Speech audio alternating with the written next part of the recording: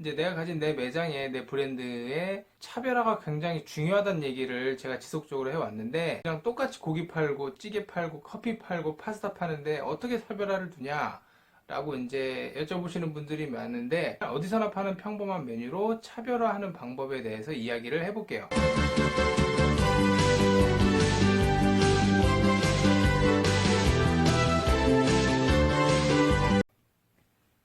안녕하세요. 외식업에 종사하는 모든 분들을 위한 채널 체리아빠입니다. 자, 벌집 아이스크림, 대왕 카스테라, 홍초불닭, 원 플러스 원 고깃집, 이런 것들의 공통점은 뭘까요? 바로 그 순간만 일시적으로 반짝이는 소위 반짝 아이템이라는 거예요. 벌집 아이스크림 기억하시나요?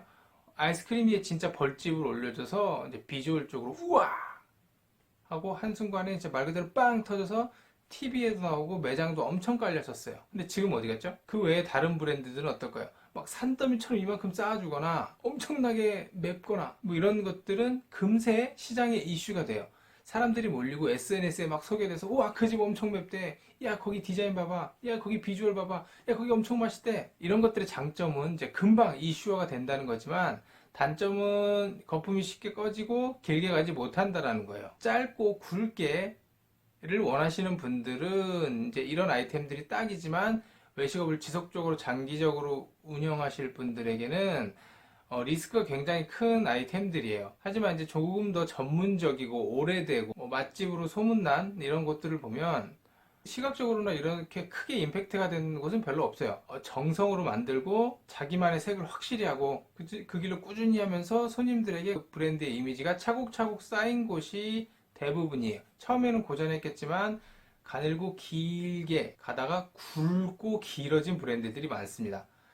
어떤 것이 옳다라고 말씀드리긴 좀 하지만 둘 다 하기는 힘들다라는 거예요. 보통 사람들에게 주목받는 이렇게 핫한 아이템으로 길게 가시길 원하시는데 그게 현실적으로 쉽지는 않아요. 중간중간에 업그레이드하고 차별화하고 발전시키는 것들이 중요하지만, 시작할 때 너무 이 차별화의 이슈를 넣어버리면 거품이 꺼진 이후에 그 브랜드들이 장기적으로 이미지 잡기가 굉장히 어려워요. 그 TV에서 보면은 그 백종원 님이 나오셔서 이제 솔루션 같은 걸 진행할 때 메뉴 수들을 많이 줄이는 게 바로 이런 이유 중에 하나예요. 자, 내 메뉴는 진짜 맛있는데, 내 음식은 진짜 맛있는데 왜 이슈가 안 되고 왜 사람들이 몰라줄까요? 이제 많이 듣는 질문 중에 하나예요. 그럼 제가 간단한 질문을 하나 드릴게요.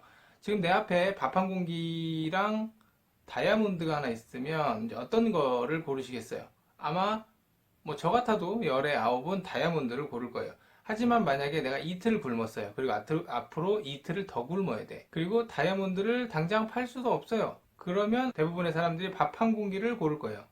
실제로 사람이 살아가는데 필요한 가치로만 따지면 밥 한 공기가 다이아몬드보다 훨씬 중요해요. 없으면 죽으니까. 하지만 밥 한 공기는 쉽게 구할 수 있고 다이아몬드는 쉽게 구할 수 없기 때문에 다이아몬드가 더 귀하게 여겨지는 거예요. 다이아몬드 없는다고 죽지는 않아요. 메뉴도 음식도 마찬가지예요. 맛이 있을 수는 있어요. 하지만 그 정도의 맛이나 그 정도의 비주얼, 그 정도의 가격은 어딜 가든 있기 때문에 이슈가 안 되는 거예요. 가치라는 거는 희소성이 뒷받침돼야 돼요. 즉, 똑같은 김치찌개를 팔고 똑같은 돼지고기를 팔고 똑같은 빵을 팔아도 이게 다른 데랑 달라야 되는 거예요. 저도 이제 셰프로 오랜 기간 일을 했었고, 지금도 이제 음식에 관련된 일을 하고 있지만, 음식의 맛에 대해서 그렇게 강조하지 않는 이유가 바로 이런 것들이에요. 맛으로 음식을 차별화를 시키기는 너무나 어려워요. 제가 예전에 호주에서 일본인 오너 셰프랑 몇 개월, 한 6개월 정도 일한 적이 있었어요. 일본식 벤또랑 도시락들을 만드는 분이었는데 자부심이 굉장하셨어요. 저도 이제 주방에서 나름 이제 잔뼈가 좀 굵고 경험도 어느 정도 있었는데, 계란말이 같은 거 할 때는 그 불 근처에 가지도 못하겠어요. 제가 하는 건 거의 재료 준비, 이제 다음날에 팔 계란말이 준비하기 이 정도였는데, 초정밀 저울 2개를 갖다 놓고 계란을 0.1g의 오차도 없이 분리를 시켜요. 그리고 MSG와 소금도 0.1g의 오차도 없이 분리를 시켜요. 이게 그램이 조금 다르면 젓가락으로 이렇게 들어서 계란을 이쪽으로 옮겨요. 계란을 막 풀 때 거품이 생기면 그 거품을 10분이든 30분이든 그걸 다 제거를 해요. 이건 너무한 거 아니냐고. 이 정도는 돼야지 맛의 차별화가 가능한 거예요. 실제로 테이크아웃 벤토샵이었는데 오전에 하루 팔 거 다 만들고 오후 4시 정도 문을 닫아버려요. 재료 준비 3시간, 청소 2시간, 웨이팅이 걸리고 차로 20분, 30분, 1시간 거리에서 그 벤토를 사러 옵니다. 이렇게 맛에 정성을 들여서 올인할 게 아니면 맛은 어느 정도 퀄리티까지만 올리고 다른 것들로 차별화를 두는 게 현실적으로 맞는 말이에요. 그러면 어떻게 해야 되냐? 결론을 말씀드리면 짧고 굵게 갈 건지 길고 가늘게 갈 건지 하나를 선택하고 맛 외에 다른 것에 차별화를 두는 쪽으로 포커스를 맞춰야 돼요. 음식이 장인이 될 게 아니고 음식점으로 돈을 벌 거라면 말이죠. 그럼 어떻게 해야 되냐? 이제 나고야, 일본 나고야에 자꾸 일본 얘기해서 좀 그렇긴 한데 일본 나고야에 유명한 이제 베토벤 빵이라고 있다고 해요. 근데 그게 왜 베토벤 빵이냐? 밀가루 치대고 반죽을 하고 빵을 구울 때 베토벤 음악을 계속 틀어준다는 거예요. 누구한테? 빵한테. 헐. 이 어이없는 발상이 나고야의 베토벤 빵집이 된 거예요. 충남 홍성에는 이제 낮 시간에 교향곡을 들려주는 교향곡 한우도 있다 그래요.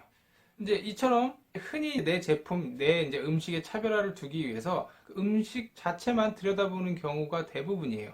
하지만 이제 음식이든 메뉴든 이 차별화는 음식이 아닌 다른 곳에서 오는 경우들도 많아요. 그리고 이제 통풍이 잘 되는 기저귀 같은 것들은 어디서 아이디어가 왔냐면 죽부인이나 뭐 방독면 여기서 아이디어를 따서 기저귀를 만들었다고 해요. 자, 내 제품의 차별화, 내 메뉴의 차별화, 내 브랜드의 차별화를 위해선 우선은 전혀 다른 분야의 아이디어를 많이 수집을 해야 돼요. 거기서 방향성이 잡힌다면 그걸 깊게 파고 들어가야 되는 거예요. 한 우물을 판다라는 말이 내가 짜장면을 만든다고 짜장면만 하자라는 게 아니라 짜장면이라는 틀 안에서 다른 아이디어들이 어떤 게 있는지를 계속 쑤셔보는 거예요.